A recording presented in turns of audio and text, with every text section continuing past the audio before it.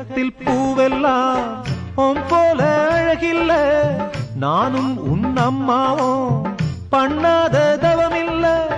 தென்பாண்டி மன்னவனோ முழுகித்தான் முத்தெடுத்தான், தேனே உன் அம்மாவோ முழுகாம முத்தெடுத்தா.